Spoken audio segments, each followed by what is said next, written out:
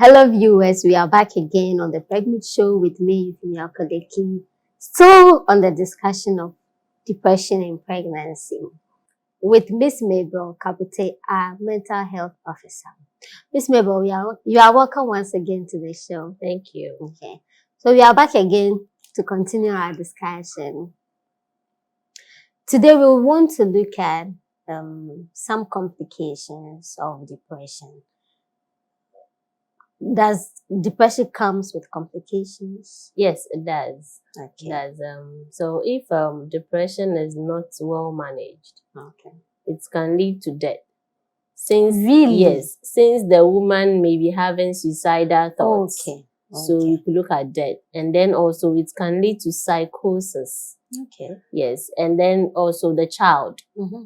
If it's not well managed, the child being born will also grow up and then suffer depression. Okay. Yes, so those are some of the complications that will happen. And then also women killing their children, their babies, dumping them somewhere. All these are issues of depression and other underlying factors that, unfortunately, as society, we don't look at it. We just end up concluding and judging the women in the wrong way. But these are some of complications of depression that can occur. Okay. Can it be prevented? Yeah, we can say that to some extent, yes.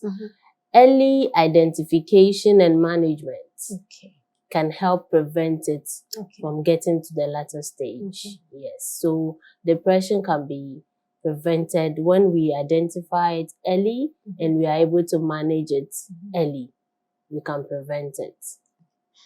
Some women really are able to heal from it, or it resolves in women very easy. Some people help themselves to get out of depression. But sometimes the society, especially when they stigmatize you, they push you away, they maltreat you. That's the way society handles individuals with depression. Is that okay? What can we do about that? Yes, and that is what brings about the complications. Society, they don't understand depression. Most Ghanaians, let me be specific, we don't take mental illness serious. We take it as, abadam. But we have various types and stages of mental illness. And depression is something that happens to us every day. Every day people are depressed. Every day people go through. But unfortunately, because of the stigma that we have in our society, where somebody can even make another person depressed because of the words that they use on the person, using the person's situation against them and all that, it makes the people more depressed. And if they are depressed and then no one to talk to, nobody to help them out, then the only option is either to what? To commit suicide and end it all. Or some of them end up going into drugs because they end up using drugs, drinking alcohol to solve their own issues or to come out of depression, which is not also the best way. So the way society handles depression is not the best. I pray that as we continue to educate, we'll all be one another's keeper and then help each other to come out of depression, because it's a daily thing. It can happen to anybody at any time. The issue of trust. You have trusted somebody, you have confided in somebody and discussed an issue you think is eating you up with a person. Now the person ends up discussing it with somebody else who you don't know. The next moment you are walking on the street, you are being looked at with some eyes, you are being tagged with some attitude. People begin to look at you in a way. Trusting an individual is another challenge. But before we answer that, let's go for a quick commercial break and we'll be right back.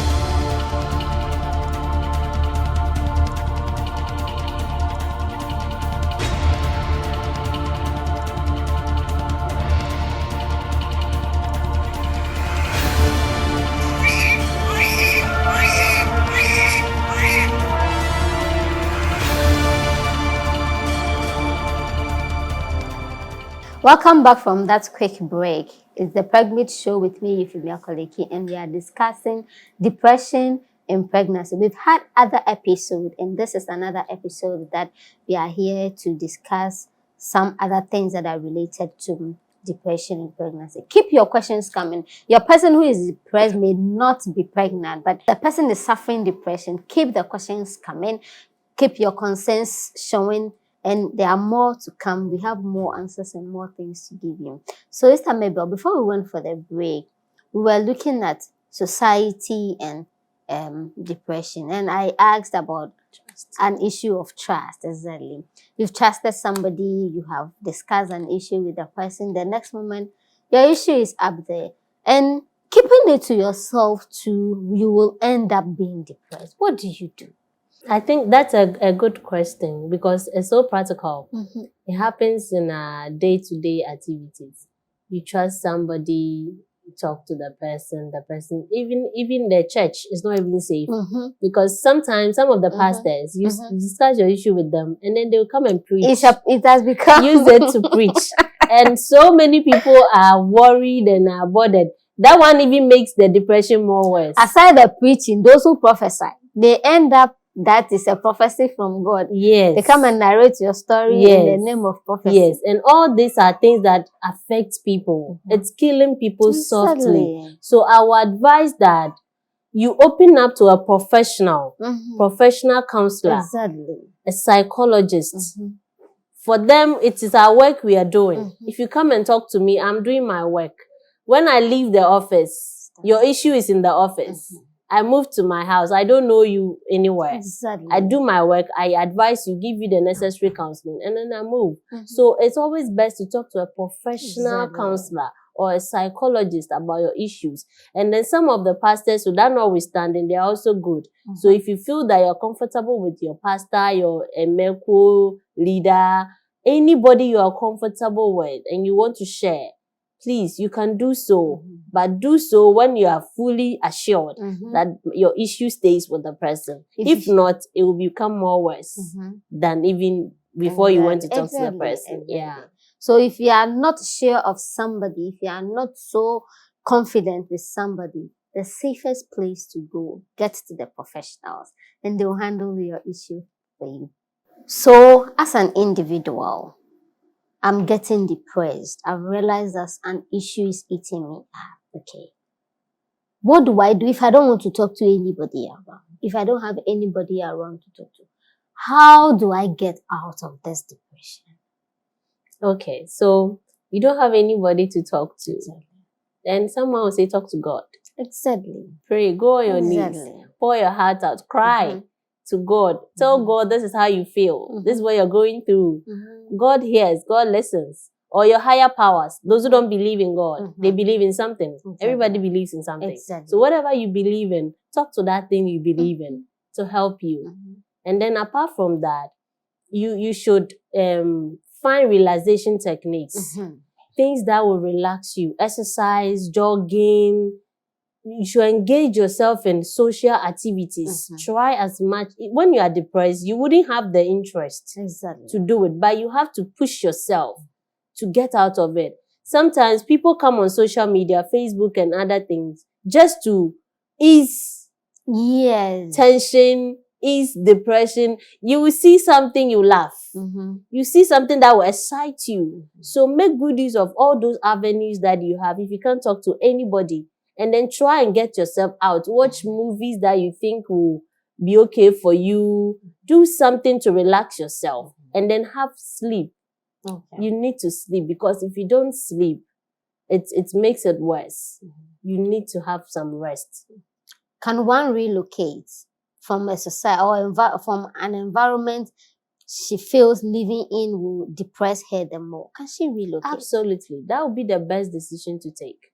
Immediately you relocate to a new environment, a new place. You can even leave Ghana to Togo and start your life. If you feel that the societies where you find yourself is depressing you or making your situation worse. If something has happened, everybody knows about your story, and everywhere you pass, everybody is using it against you. Even the eye that they will give you will show that, hey, Master Wasem now.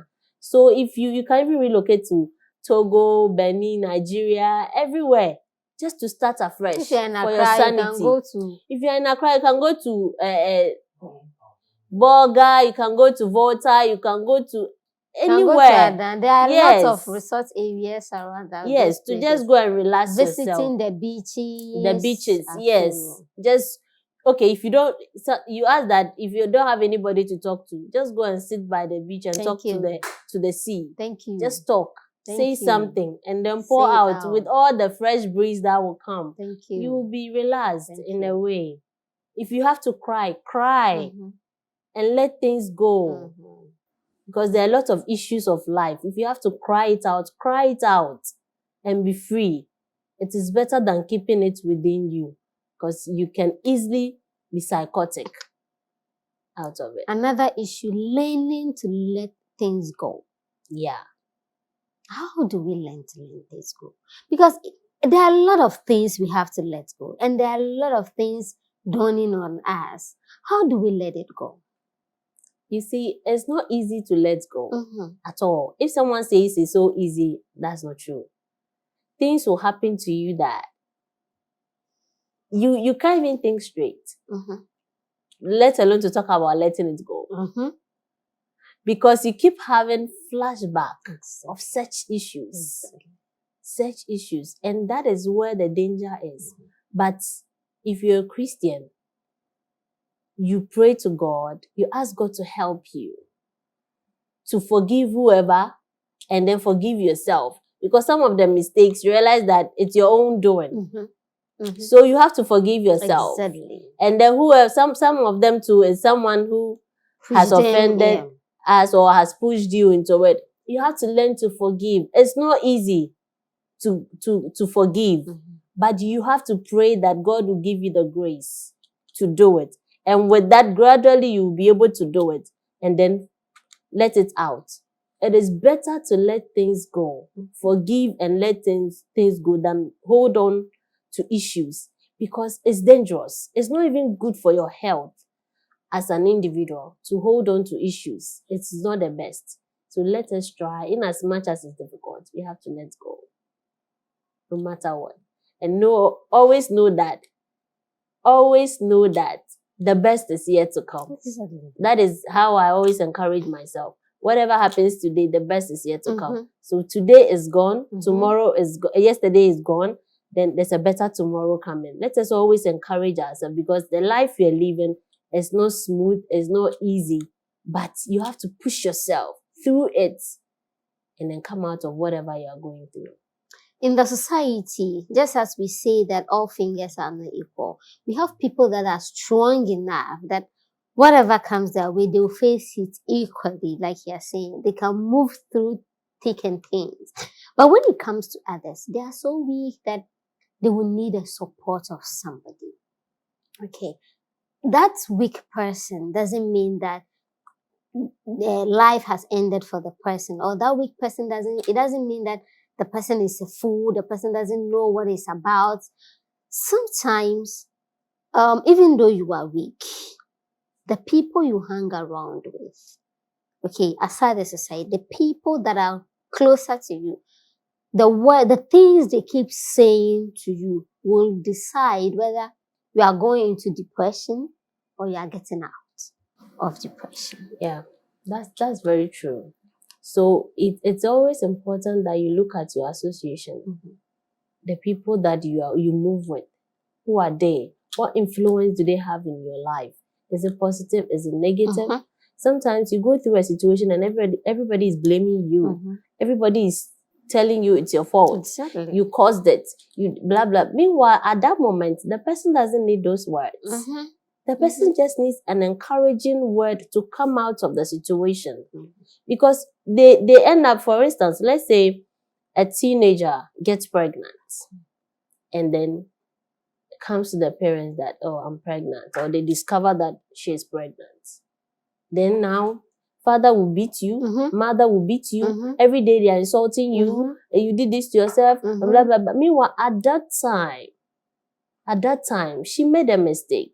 She needs the support to pull through the whole pregnancy issue and the trauma and everything that comes with it. But if everybody is blaming her, beating her, insulting her, some of them will even disown her. Some parents will disown their children Then before you realize, she goes to take a poison and then ends it because she can't handle it. We all make mistakes in life. We all make mistakes at one point or the other. So when somebody is going through something, the best we can offer is to encourage the person, is to give the person soothing words for the person to be able to come out of it, not to judge the person, not to condemn the person. It's not the best. It's not helping our society. As I speak to you, a lot of women and men are in the mental hospital because of depression and because of some of these issues. It is not good for us. We have to work on ourselves as society, as human beings, as a church, to help each other. Please go more into the church issue for us, because the churches are killing us. Yes. As for the church, let me come in. For instance, a church will tell you, when you become pregnant, you better sign. You go and sit at the back. Akola on pese, and now opinion poor. When you afanyin sen worry about when you say on pese you better sign thing. Obakwa ko yin sen lebi. Edu time wawari wanya obema bi a wawari afenu why bringing sense emma. So in the name of pleasing men, you end up doing something against yourself and against God. Now, the church, even if Nipana ya at the Bonya Ubabe condemning, I think we have to develop a way, because the truth must be said. Why burning? But like the prodigal son, when he went out, misbehaved, all that, and came back, the first thing that daddy did was to organize a party for him. You can't go anywhere because we're welcoming you in. So after that, any punishment you deserve, because he will give it to you. Because we can't run away from the consequences of our actions. So please, can you really give us an advice as Christians? What do we have to do rather than judging and condemning ourselves? Yes. This is from where I sit as pastor's wife. Oh, then we need you more. This is something that happens. We had a man of God came to our church to minister, because those times we used to do like what you said. If you get pregnant out of wedlock, you are punished and blah blah blah. So people were aborting. So because it's uncomfortable. Exactly. When you sit on that black bench at the back, you come to church and you have to be there alone. Nobody looks at you. Psychologically, emotionally, it's not easy. Exactly. And it looks like you are the bad nut. Yeah. Among everybody. You are the worst person. It's not easy for people to go through that.